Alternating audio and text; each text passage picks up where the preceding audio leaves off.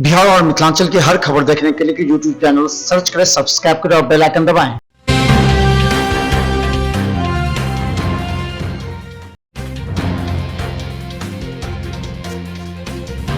गांव के लोगों के द्वारा लगाए गए मारपीट के आरोप को पुलिस प्रशासन व एसएसपी ने ठहराया गलत।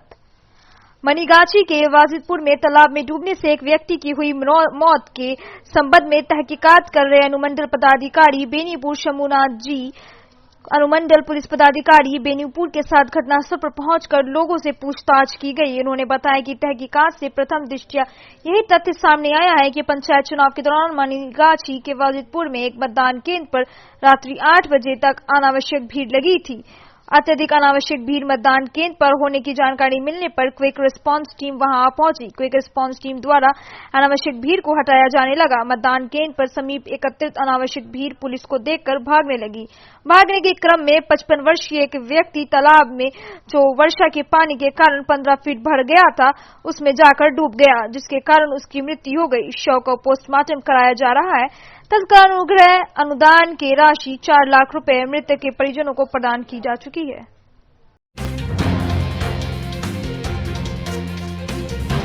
डीएमसीएच में जल जमाव के बीच सफाई एजेंसियों के द्वारा साफ सफाई पर ध्यान दिया जा रहा है। दरभंगा डीएमसीएच में जल जमाव के बीच सफाई एजेंसी के द्वारा साफ सफाई पर काफी ध्यान दिया जा रहा है। सुबह से हो रही बारिश और गंदगी से पानी को सफाई करते सर्जरी विभाग में सफाई कर्मियों को देखा गया। यहां सफाई कर्मचारियों के द्वारा बताया गया कि 3-3 कर्मचारी के तीनों शिफ्ट में ड्यूटी बांधी जाती है ताकि यहां सर्जरी विभाग में भी गंदगी और कचरा न रहे। तरह का बहुत अच्छा व्यवस्था है। हर शिफ्ट में 2-2 कर्मचारी 2 या 3 कर्मचारी करके रहते हैं। सारा साफ सफाई फिनाइल वगैरह हर चीज़ का अच्छा व्यवस्था रहता है। साफ सफाई के लिए अच्छा व्यवस्था रहता है और हम लोग बेहतर करने का हमेशा प्रयास करते हैं। जो आज हुआ उससे ज़्यादा बेहतर करने का हम लोग प्रयास करते हैं। डीएमसीएच में 2 दिनों में करीब 200 से अधिक आरटीपीसीआर जांच। दरभंगा डीएमसीएच में 2 दिनों पर करीब 200 से अधिक आरटीपीसीआर जांच के लिए लोग पहुंच रहे हैं। गौरतलब है कि पैथोलॉजी विभाग में शकील अहमद ने बताया कि 1.5 महीने से एक भी पॉजिटिव मरीज की सूचना नहीं है। बाकी 2 दिनों में 200 से अधिक आरटीपीसीआर जांच प्रत्येक दिन किए जा रहे हैं, जिसमें बड़ी संख्या में लोग आ रहे हैं। यहाँ डीएमसीएच आइसोलेशन में कोरोना महामारी के शुरुआती दौर से ही यहाँ पे हम आरटीपीसीआर के लिए जाँच सैंपल ले रहे हैं और अभी भी करीब का आरटीपीसीआर के लिए जांच सैंपल लिए हैं और कुछ लोग और हैं जिसका भी लेने वाले हैं। रिपोर्ट तो आरटीपीसीआर का यहाँ डीएमसीएच का 2 दिन में आ जाता है रिपोर्ट। कल रात तक वो रिपोर्ट हो जाएगा।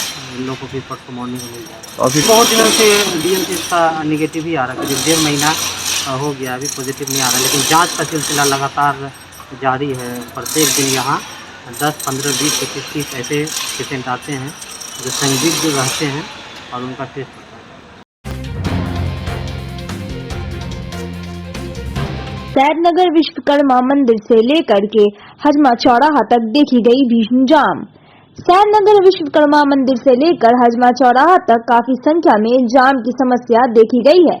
प्रशासन के रहते हुए भी जाम इतनी तादाद में थी कि लोगों को काफी मशक्कत के साथ देखा गया। लोगों को काफी परेशानियों का सामना करना पड़ा। आज जाम तो ये डेली का कहानी है। डेली यहाँ जाम लगना है, कोई ट्रैफिक नहीं है। सर हम तारालाई से लड़िया जाना चाह रहे हैं, लेकिन ये मोटरसाइकिल की वजह से ये जाम छूट नहीं रहा। यहाँ लंबा जाम लगा हुआ है सर, और यहाँ प्रशासन का भी कोई पता नहीं चल रहा है। जो हवलदार ट्रैफिक पुलिस होता है जो क्लियर करते हैं वो भी यहाँ पे नहीं है सर। उनका भी काम है ट्रैफिक क्लियर करना, कौन आदमी को किधर जल्दी जाना है नहीं जाना है, इमरजेंसी है, लेकिन ट्रैफिक पुलिस इस पर ध्यान नहीं दे रहा है सर। दरभंगा शहर के टाउन हॉल में कोविड-19 के वैक्सीनेशन को लेकर केंद्र बनाए गए हैं। दरभंगा शहर के टाउन हॉल में कोविड-19 को देखते हुए शहर के विभिन्न स्थलों पर वैक्सीनेशन को लेकर अलग अलग जगह पर केंद्र बनाए गए हैं। इन केंद्रों पर प्रतिदिन वैक्सीनेशन का कार्य किया जाता है। चल रहे। वहीं अब दरभंगा में टाउन हॉल में बनाए गए वैक्सीनेशन सेंटर पर 2 काउंटर बनाए गए हैं। प्रतिदिन इस केंद्र पर लोगों को अच्छी खासी वैक्सीनेशन को लेकर लोगों की उपस्थिति देखी जाती है। वहीं इस केंद्र की एक बड़ी उपलब्धि ये भी रही है कि अब तक कुल 1,07,000 लोगों का इस केंद्र में वैक्सीनेशन किया जा चुका है। इस केंद्र की अपनी एक खासियत यह भी है कि इस केंद्र का परिसर बड़ा होने की वजह से लंबी कतारों में लोगों को बिना किसी परेशानी के अपना वैक्सीनेशन करवाते नजर आते रहे हैं। आज हम लोगों की बहुत बड़ी खुशी का दिन है। आज हमारा भारत देश में कम से कम 100 करोड़ वैक्सीनेट हो गया है। और जहाँ तक दरभंगा की बात है, दरभंगा में भी लगभग 80% अचीवमेंट हो चुकी है।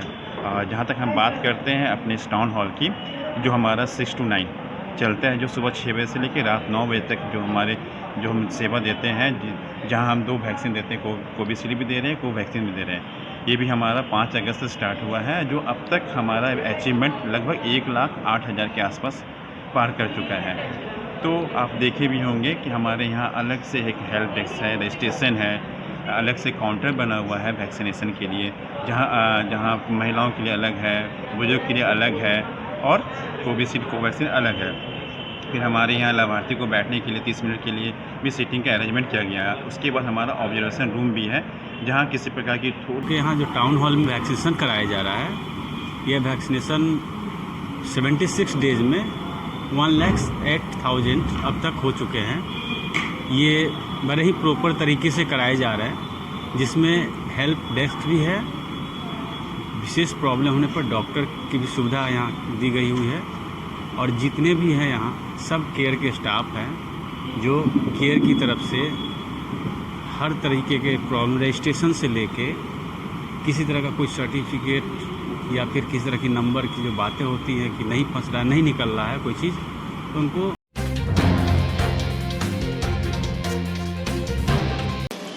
घनश्यामपुर के 10 गांव बाढ़ से घिरे। चित्रा नक्षत्र में बेमौसम की 3 दिनों से हो रही मूसलाधार बारिश से कमला बलान नदी में उफान जारी है।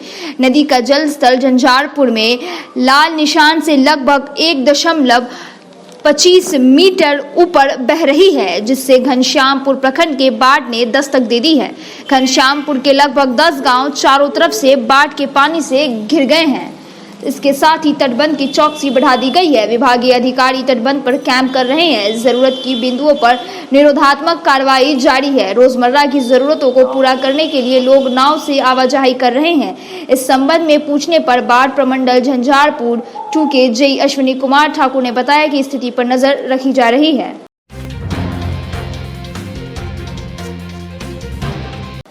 मिथिला विश्वविद्यालय में 2 दिनों के मंथन के बाद भी दूसरी सूची प्रकाशित नहीं।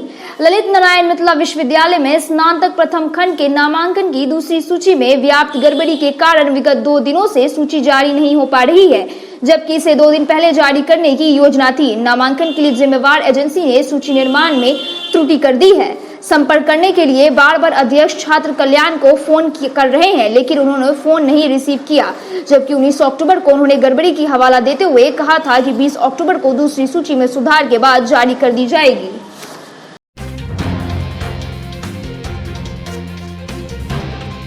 वेतन नहीं मिलने से शिक्षकों की बड़ी परेशानी। कामेश्वर सिंह संस्कृत विश्वविद्यालय में करीब 100 अंशकालिक सहायक प्राध्यापकों को मार्च से वेतन नहीं मिला है। सहायक प्रोफेसरों का एक प्रतिनिधि मंडल ने कुलपति से मिलकर तत्काल विधि आंतरिक स्रोत से 3 माह के वेतन देने हेतु अनुरोध पत्र दिया था। प्रतिनिधि मंडल ने पुनः कुल सचिव से संपर्क किया है। रामेश्वर लता संस्कृत महाविद्यालय के प्राचार्य डॉक्टर दिनेश झा ने भी कुलपति के सामने मजबूती से मांग रखा है।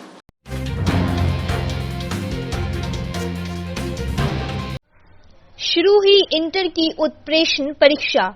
इंटर में नामांकन के बाद कोविड-19 गाइडलाइंस के कारण वर्ग का संचालन नहीं हो पाया, लेकिन पहली बार परीक्षा देने का मौका मिला। इंटर महाविद्यालय में उत्प्रेषण परीक्षा देने के लिए छात्र पहुंचे। मौसम के विषम परिस्थिति के बावजूद भी महाविद्यालय प्रबंधन ने आज के परीक्षा के दिन पूरी व्यवस्था कर रखी थी। सड़कों पर जल जमाव लगातार होने की वजह से भी परीक्षार्थी परीक्षा देने पहुंचे। कोविड-19 गाइडलाइंस के कारण परीक्षा देने के लिए विद्यार्थी पहुंचे और परीक्षा शांतिपूर्ण संपन्न हुई।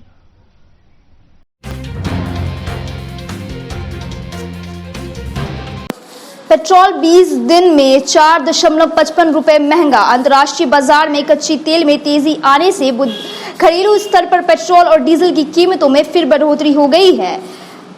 मध्य प्रदेश की राजधानी भोपाल में पेट्रोल सबसे महंगा 114 रुपए प्रति लीटर और डीजल 104.15 रुपए प्रति लीटर हो गया है। इस महीने में अब तक 20 दिनों में 15 दिनों में इन दिनों की कीमती बढ़ोतरी हुई है। इस महीने में अब तक पेट्रोल 4.55 रुपए प्रति लीटर और डीजल 5.15 रुपए प्रति लीटर महंगा हो चुका है। अंतर्राष्ट्रीय बाजार में कच्चा तेल अभी भी ऊंचे स्तर पर बना हुआ है।